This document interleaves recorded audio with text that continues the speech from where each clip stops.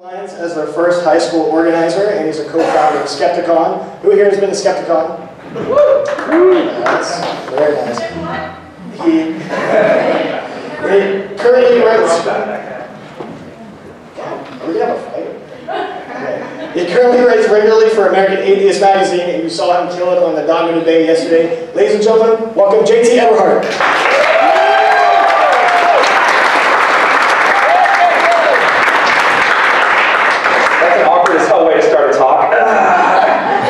Morning, everybody. Morning. Okay, so I'm actually going to rush through this so we can get to the Q&A. How many people here consider themselves an activist? Woo! Okay, I was worried no hands were going to go up for a second, and we're done.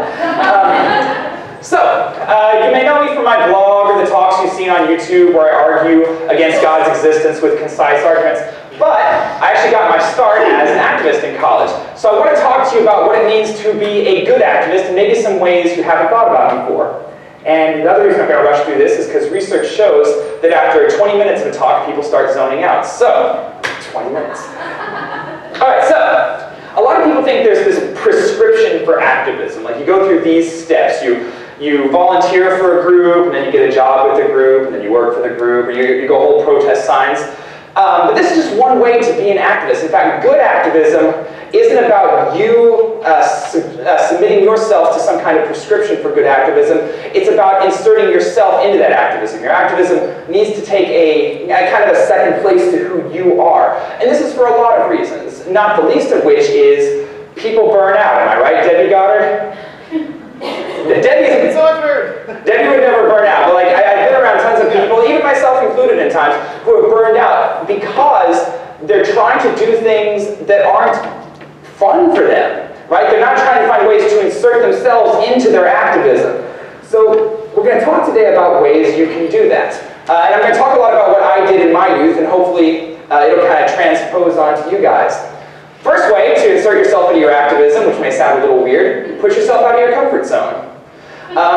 For those who know me when I'm not on stage, I'm actually kind of a shy person, which makes you wonder, how did I have a career in performance on stage, acting, singing opera? Well, it all started in high school when I auditioned for the Canterbury Tales with my local community theater, and I got the lead role, I got the narrator, and I got my floppy hat. I got to do this a lot on stage.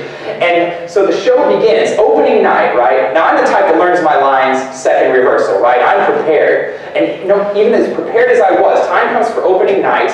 The cast is on stage doing their thing, and it comes time for me to leap on stage and do my opening monologue, and I just freeze. I can't bring myself to do it.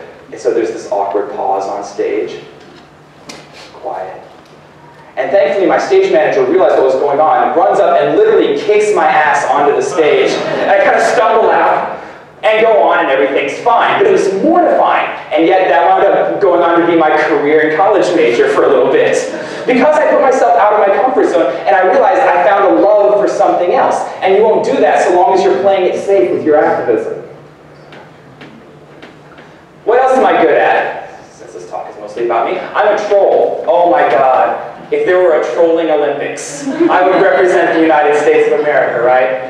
So it's my freshman year in college, and this is when the flying spaghetti monster thing is taking off. You guys remember how that got started, the flying spaghetti monster? So Bobby Henderson, this high school biology teacher, gets pissed. Oh, by the way, this talk has the F word in it a lot, so if that offends you. Well, fuck you.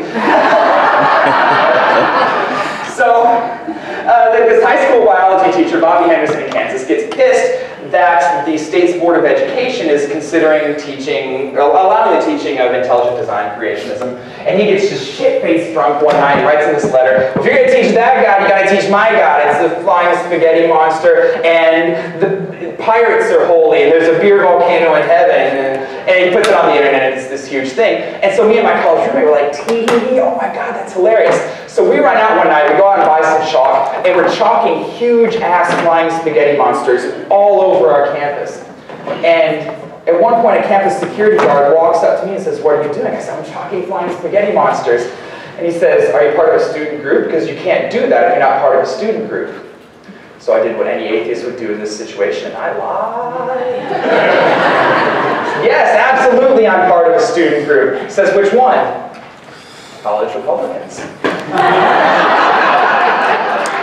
Thankfully for me, he bought it. But we realized that if we were going to keep chalking flying spaghetti monsters and keep handing out our literature, we should look into either joining a college group or forming a college group. So we looked into what it would take to form a college group, and it turns out you just need 4 members, some bylaws, and fill out some paperwork. And we're like, shit, we're good at paperwork, so we do that and we become a student group. We have 5 members in our student group. Lauren was one of them. 5 members in our student group. And so we're like running around campus handing out flying spaghetti monsters, flying spaghetti monster pamphlets. How many of you guys know who Brother Jed is? Brother Jed? Oh, not many. Okay, so for everyone else, Brother Jed is this campus evangelist. He tours around to a bunch of college campuses and yells at people for, I've literally heard premarital hand-holding. Like, we going to hell, kids. So we checked the calendar for the university, and we saw when he had checked out the school's free speech zone. And we're like, wouldn't it be funny if we all dressed up as pirates and went and harassed him? Tee-hee-hee. So boy, we went out, we got our pirate costumes, we bought a dowel rod, we like 10-foot-tall pirate flag billowing in the breeze. And so we all gathered, the 5 of us in the student union, we're getting ready to go. And we finally decide it's time, and we go charging out, we got our pirate flag, and there's this big angry crowd around us that just parts like the Red Sea and starts applauding us. And my roommate David starts doing, "That man is a liar!" And after that day, we got like, what, 40 people in our group? So now our impromptu college group that started out as a joke now has 40 members. What happened next? Ah, the Victory Mission. Okay, so there's this other group in Springfield called the Victory Mission. And they ran a soup kitchen downtown that would feed the poor if the poor signed papers agreeing to attend church X number of days. So like blackmailing the destitute into church attendance. Not good people, right? But Jesus loved them. So they would also come to campus every now and again with their shitty-ass little Casio keyboard and then tell us how we're all going to hell. And so we checked the calendar for them one time, and we came up with a plan, and this is mostly Jeffrey Marcus, but our 40-member group, all got in. So you know those flat-rate postage boxes you can get at the post office? So if you go get one of those, they'll charge you for them. But if you order 500, they assume you're a small business and they just give them to you. So we got 500 of those. And we stayed up all night making a about 30 foot by 30 foot, 5 foot high pirate fort with parapets. We had a skeleton hanging over one wall, we had signs, and our pirate flag in the middle of it. And so we go around chalking flying spaghetti monsters all that day. In fact, we knew where they would stop to unload all their musical gear, and we went and we chalked a big Jolly Roger and wrote, "Ye be warned." So they show up, and here's this big-ass pirate fort, super decorated, 50 people dressed as pirates on their space, with me and my roommate standing right there with our pirate flag. And what did we get up to then? Like 210 members after that day? Like within a semester, we were one of the biggest college atheist groups in the entire country. So, Brother Jed came back. Blood for punishment. And so the problem with Brother Jed is he makes a lot of people angry because they're telling them, they're all going to hell, they're all unworthy of God, yada, yada, yada. And it's hard to make a point because everybody just wants to vent their outrage over everybody else. There's no cohesive ideas. It's kind of just a clusterfuck, right? So we thought to ourselves, how can we take away his legitimacy without becoming a part of that shit show? Because if someone's telling you, you're going to hell, this is the most important thing you'll ever hear, right? They're doing this on the presumption that they're going to be taken seriously. So how do you turn them into a joke? How do you turn them into, say, a circus? And we figured out that it was by throwing an actual circus. See, young people, God has given us a sexual appetite, sexual urges. But the only legitimate expression of our sexual appetite or urges is in the sanctity of holy. If you're offended by the F word, now's the time to leave. This is part of Gen Fest, and I'm kind of the flag-carrying heretic on my campus. I tell people that Christianity is mythology a lot, and that pisses them off. So today we're giving them a shot of retribution. You can pay $1 to help fight world hunger to douse me with a water balloon. And you're pretty wet right now. I'm pretty wet. The legs? That's like fucking fish in there. Well, we used to have to figure out ways to justify these trying times without losing our minds. So if you want to burn yourself,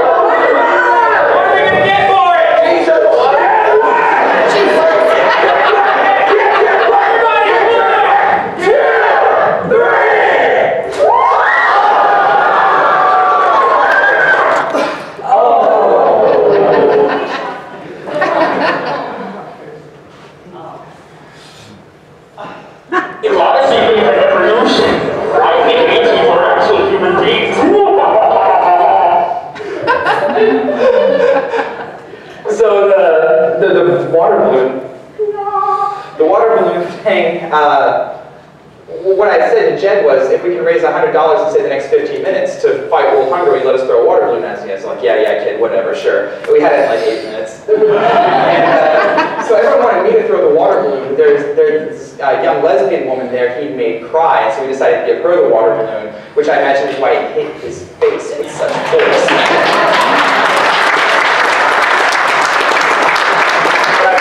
That on that day, not a single person took this man seriously. What is ordinarily a very negative occasion for a campus became a huge good time for everybody. So what happened next? Oh yes, we threw an outdoor concert. We got a bunch of local bands together and just put on a free concert. I think it was like a dozen local bands. Checked out the free speech zone. I was actually out of town for this, but another one of our members ran it. And so we just gave the campus this free concert, just because, hey, it's what we do. We're all about fun, right? It turns out people like fun. Who knew?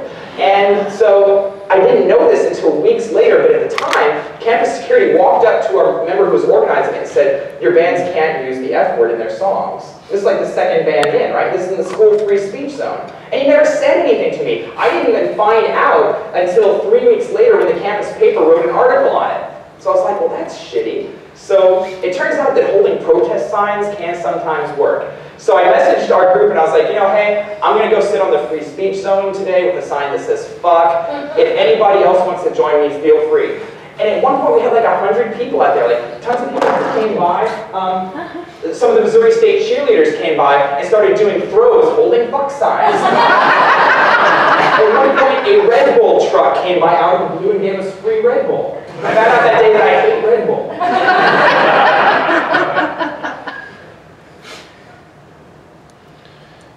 I'm here because during your mom festival, I was kind of set up for, I got yelled at and said that non-bands were allowed to say fuck. Here the other day, and I really got 10 bands that said, so I really didn't want to push back or get kicked off the very phone. It was a big deal. But I was kind of pissed off that it didn't happen just because of bullshit. I'm not here to show that I am mad that I got yelled at and threatened by the police for my name saying fuck. Freedom of speech today. It's not speech demand. I'm here because I believe the right to free expression as enshrined in the First Amendment is absolute. It includes naughty words. And everybody is right to say what they want, when they want, and be peaceful about it.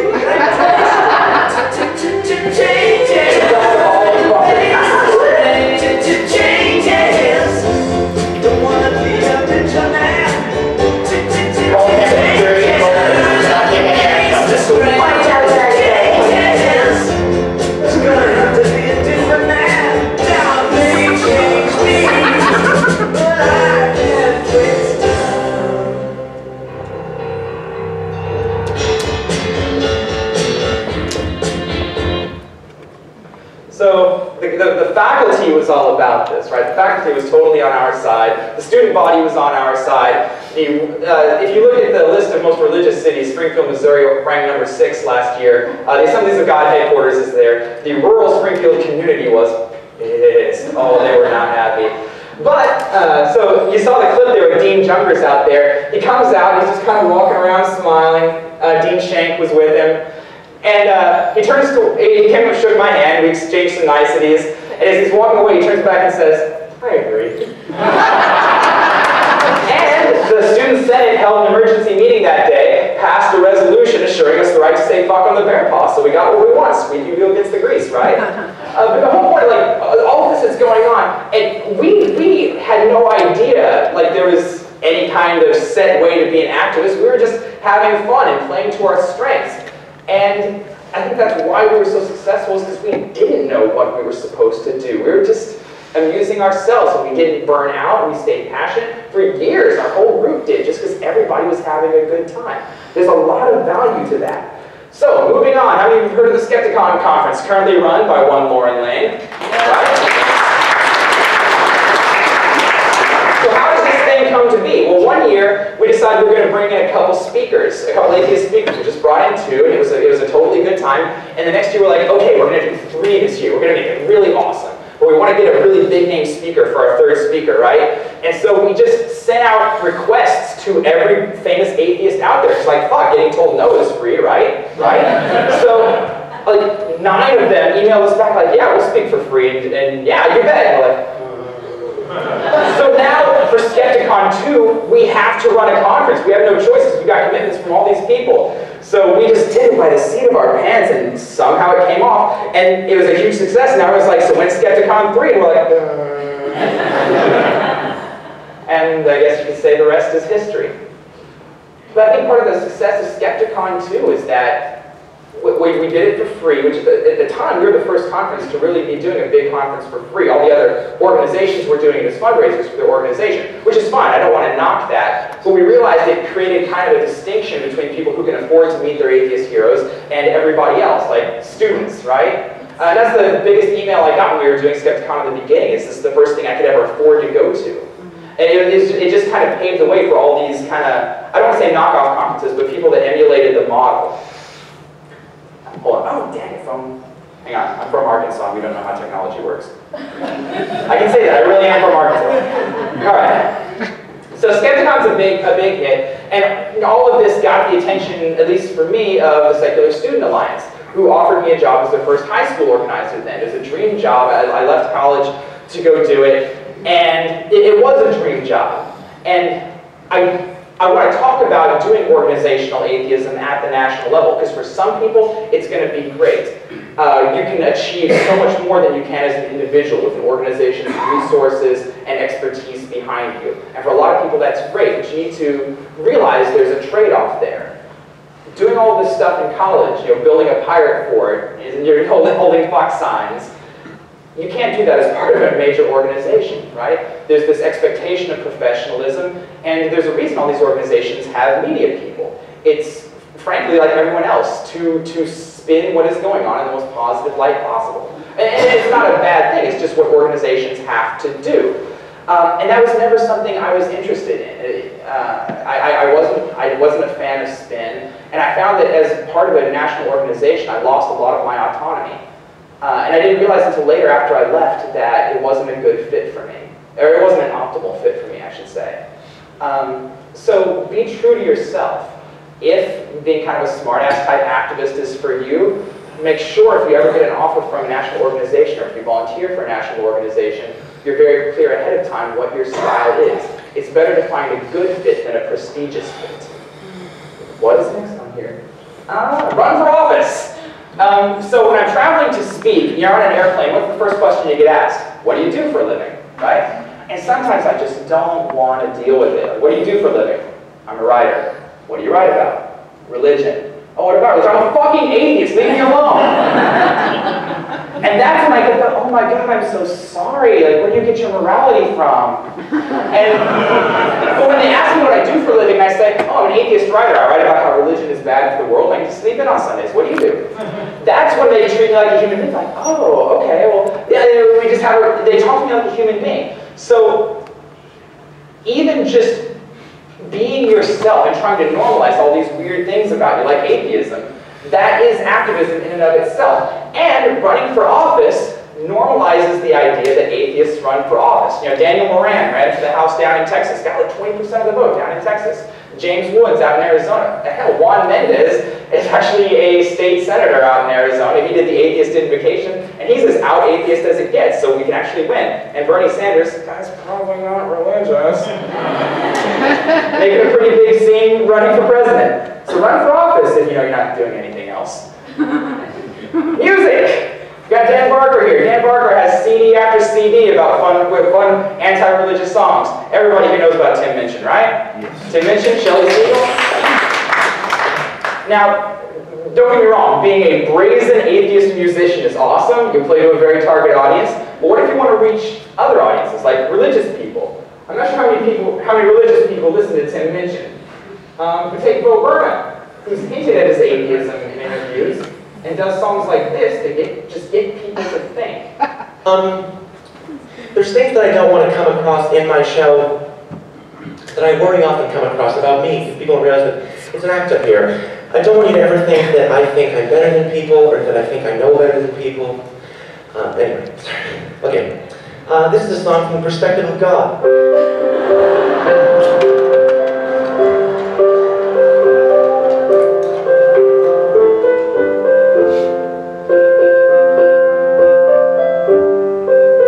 Books you think I wrote are way too thick.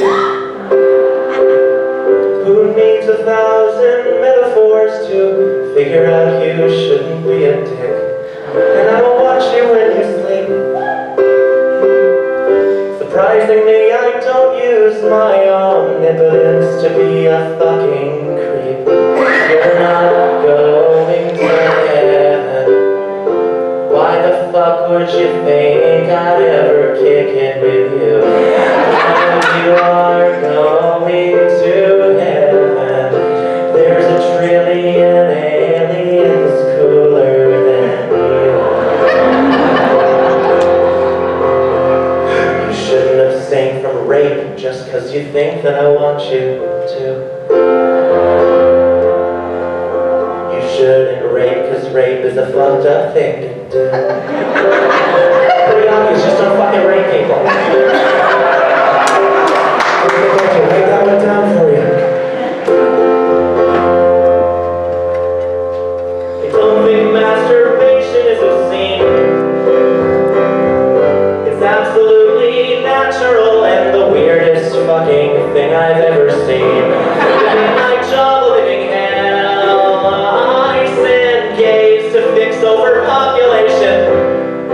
Boy, did that go well. Going to heaven, eat 1,000 crackers, sing 1,000,000 hymns. None of you are going to heaven. You're not my children, you're a bad game of sim. You shouldn't abstain from pork just because you think that I want you to. You can eat pork, because why the fuck would I give a shit? I created the universe, think I'm drawing the line at the fucking deli aisle?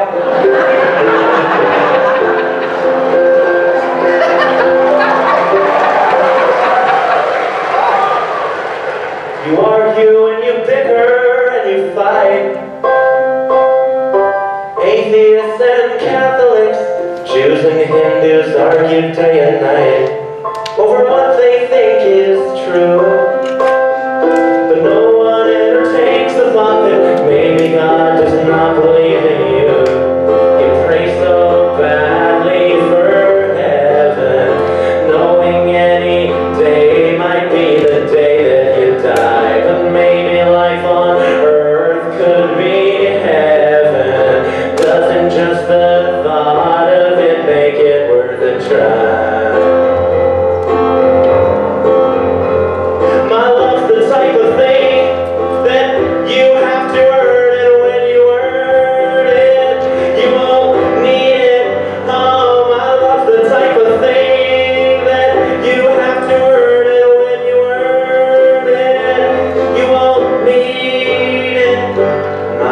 give you love just 'cause I know that you want me to. If you want love, then the love has gotta come from you.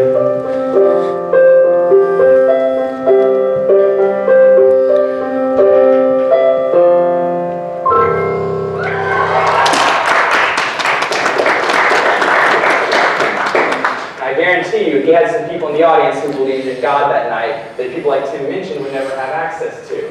And that subtle approach might just get into them. And that's always what I'm trying to do when I debate with people. I'm not looking to change their minds right then. How many people have ever heard someone say, why do you argue with religious people? You never get anywhere. You never change anybody's mind. I want to vomit blood every time I hear that. I swear to God. It's just not true. Like so many of us in the atheist movement used to be religious ourselves. We changed our mind. Minds have to be able to be changed. Like you hear religious people tell you all the time, you have to choose to believe in Jesus. Who can choose to believe in Jesus? You don't choose what you believe. That's ridiculous. How many of you can walk to the edge of the roof of this building and just convince yourself by force of will that gravity doesn't work? You don't choose what you believe. Your brain is an engine that generates beliefs based on what facts are inside. And once the right facts get inside, you're powerless to do anything else. That's why when people leave religion, they do it painfully and slowly and go to their preacher saying, having a crisis of faith and cry themselves to sleep at night, not wanting to change their mind, but being powerless to do anything else. Right? Minds do get changed. And talking with religious people achieves it. Once you get the right facts in their head. That's also why I hate hearing you'll never change anybody's mind. Because it takes all of the impetus off of you to improve as a communicator, right? It assumes you made the perfect presentation, had all of the relevant facts, and dadgummit, they're just so close-minded. It's all their fault, not mine. Now, you can always get better as a communicator. You can always get better at trying to change people's minds. That subtle approach works. Sometimes the brazen firebrandish approach works. You know, there's no one right way to do it. So don't take everything I say here as the gospel, which seems kind of stupid since I'm telling you how activism is the right way to be done. But you may come up with something like a pirate fort or something else like that that works better. Keep exploring like that. Other things that are important. Entertainment, right? In a recession, there are two industries that always do particularly well. Does anybody know what they are? Booze. Everyone says booze, which is kind of close to true, actually. Porn? Okay, well, entertainment. Entertainment is, the one is education, because nobody has jobs and everybody goes to school to get skills to get a better job. But the other one is entertainment. Even in a recession, people are unwilling to stop spending money on entertainment. So porn, booze, you guys get a gold star. Entertainment is important. Having the best arguments in the world doesn't mean shit if you can't get anybody to listen to you. And so, what are a couple examples of people who do entertainment as a form of activism? You guys know Matt Dillahunty? Yes. Yeah. You ever seen him bring his magic bag to conferences and do magic for all the attendees? Yeah. That's not an accident. People have more fun. It makes conferences a lot more enjoyable to attend. Count Dolby. I don't know if you guys, he's a little less known than Matt Dillahunty. If you ever see a guy at a conference who's checked out his own table and is dressed up like Abraham Lincoln or George Washington, like this guy's got the full outfits, it looks awesome. But he checks out his own table, pays for it, and he's a cartoonist, and people can just walk up to him and tell him what cartoon they want. I think we did, Michael and I one time did me, Michael, and Dolby in jetpacks flying around. It's framed in our living room now. And at the end of the day, he'll have whatever comic you wanted ready for you. And it doesn't sound like much, but towards the end of each day, you can watch him going around. Like this guy gives himself carpal tunnel to increase the entertainment value of conferences and make them a lot more enjoyable to attend. That's activism. And honestly, so people like myself, Dan Barker, David Silverman, you know, the atheists you get to see on stage making talks or on Fox News and whatnot, it's easy to look at those people and be like, that is successful.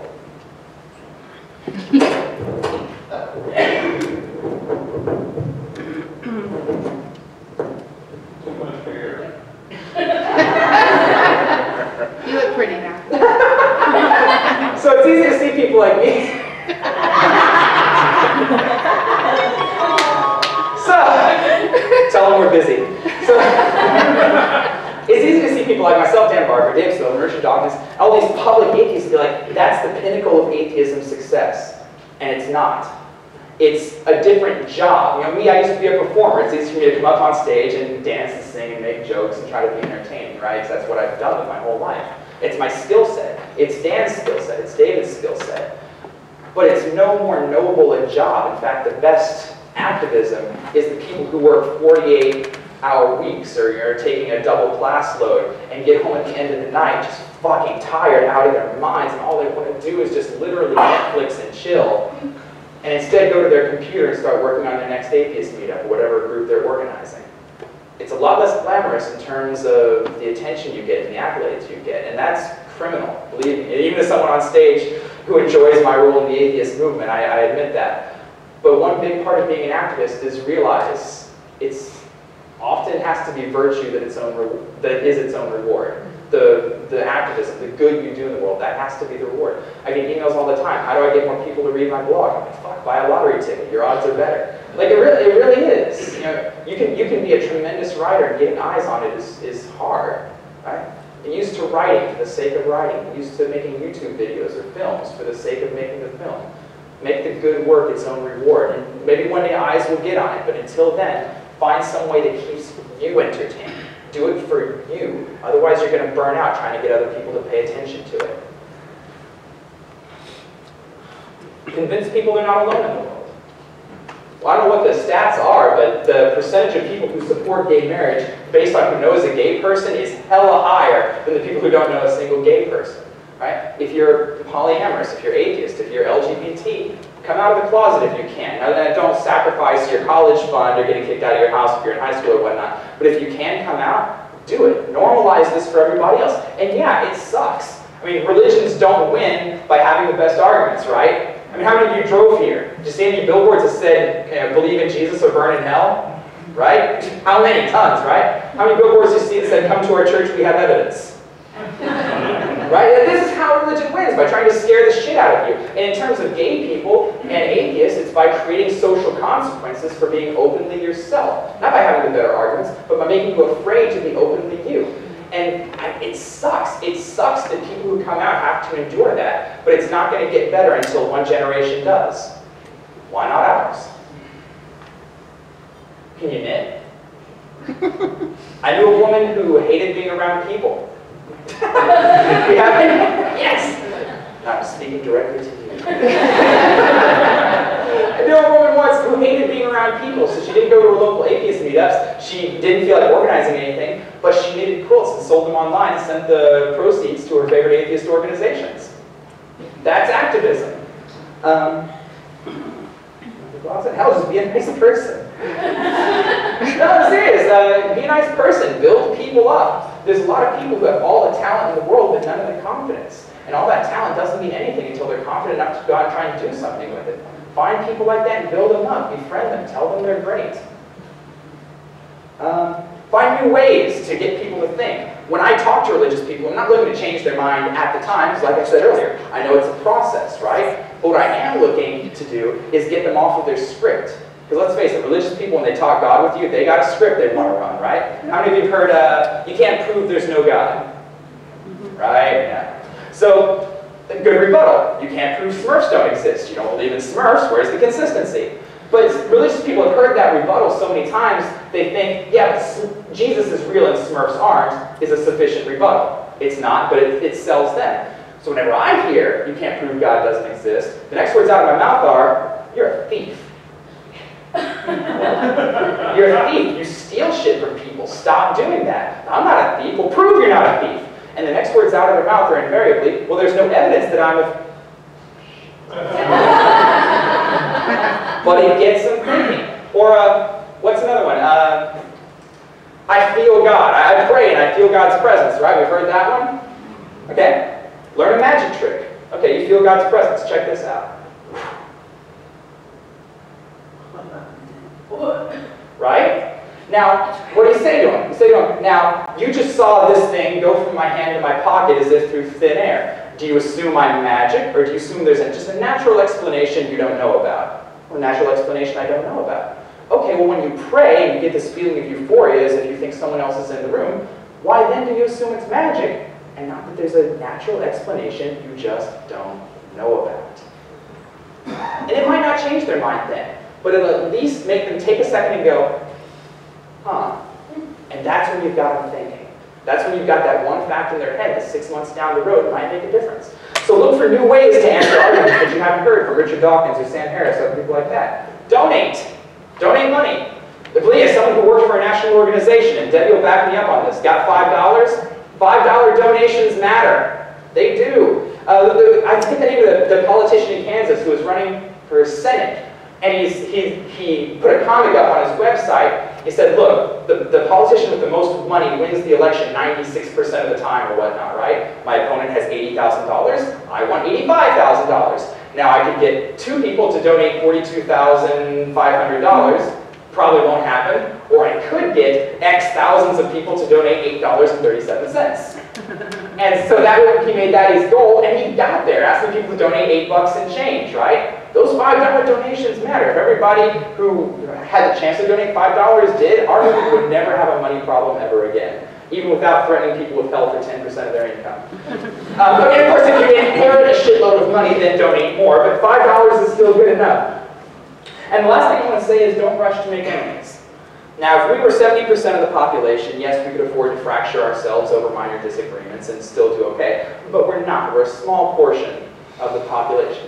And yeah, it's like herding cats. Nobody's ever going to agree on everything all the time, and that's beautiful, and it's fine, and we can challenge each other. Hell, I'm still married to my wife, and we can disagree on politics and whatnot. I know I disagree with some things with Warren, who's been one of my best friends forever. We're still friends, all right? I expect my friends, as a matter of respect, to challenge me when they think I'm wrong, right?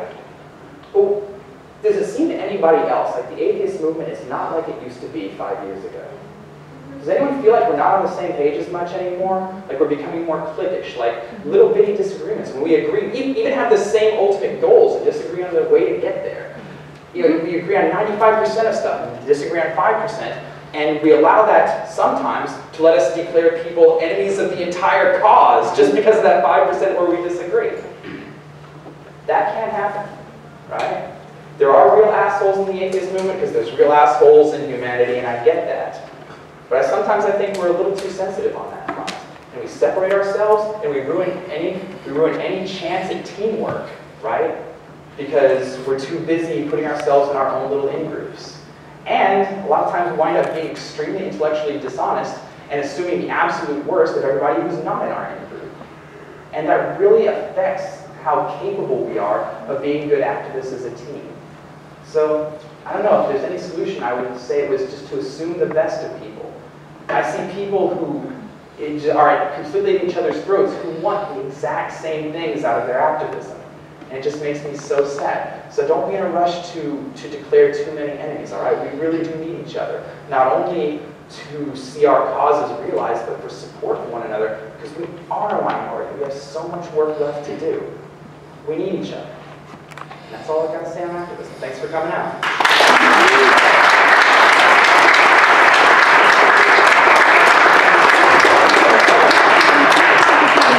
You have time for Q&A. Time for And Q&A, all I have right. a question. Yeah. I want to say something to what you just said. I think that as activists is... I'd like to open up the floor to longer speeches disguised as questions. No. Anyways, as activists, I think the reason why we are finding a disconnect and finding where somebody may be on a different end of the spectrum as us is we want so much for change and we all come from the same place. I think that we need to come together more and realize that you don't have to atheist enough. You don't have to do, there isn't a level of right. And so finding more, if we lead by example, I just think that that's where we're going to have more unity in our cause. So just try to be more compassionate and understanding to each other, because I've struggled with that myself, is thinking I didn't atheist enough. I'm not atheist enough because I have compassion even to religion. It's like my friend Dave says, activism, if you're doing it, you're doing it right. Okay, all subsequent questions, please make sure they have a question mark because time is of the essence. Oh, it's all right, it's all right. Yes, sir. Can we hear some more of the dulcet tones, JC? You guys want to hear me sing? Yeah. Can I hook my phone up to audio? Is that possible? You got an aux in jack? Oh my god. You should have expected it. I should have expected it. Are you guys familiar with Hamilton, the musical? Yeah. Okay, I'm just plugging. Okay. So this is called "You'll Be Back." It's King George singing to America during the time of the Revolutionary War, all pissed off that they've broken up with him, so it's kind of a love song. How do I technology? If I forget the words, forgive me.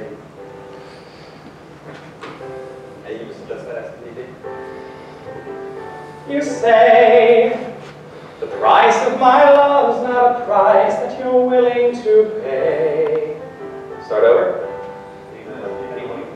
Oh, volume's up on my phone. At least I think it is, insofar as I can do technology. I'm gonna hit this. Yeah. Oh God. Okay. All right. Once more with feeling.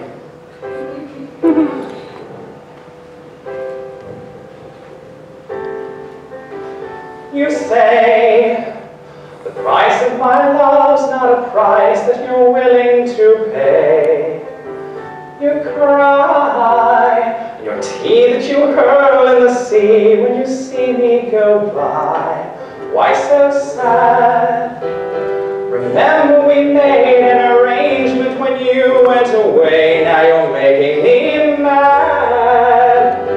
Remember, despite our estrangement, I'm your man. You'll be back, soon you'll see. You'll remember you belong to me. You'll be back, time will tell. You'll remember that I served you well.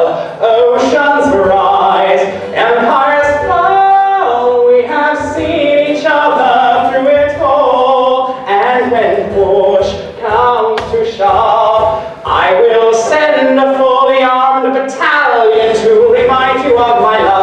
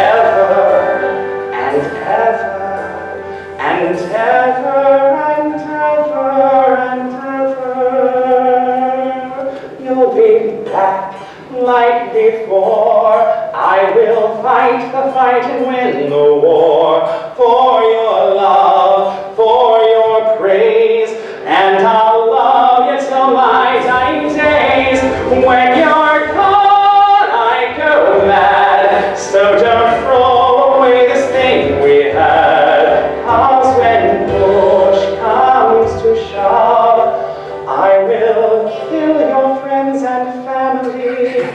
Remind you of my love.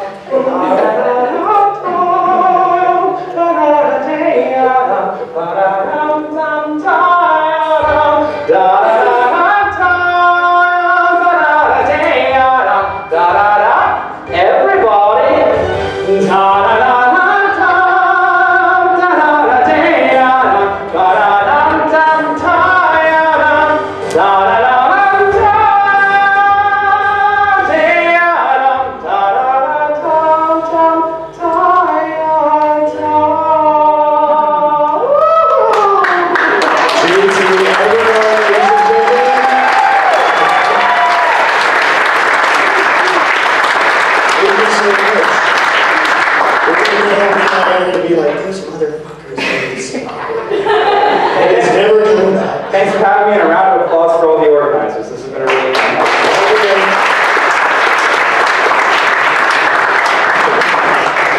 That was awesome. So yeah, we are going to take another break, and when we come back, we're going to have Warren Lane, who was also the executive director of Skepticon. So definitely make sure you're back here. She will be at 2 o'clock, so you have about 10 minutes.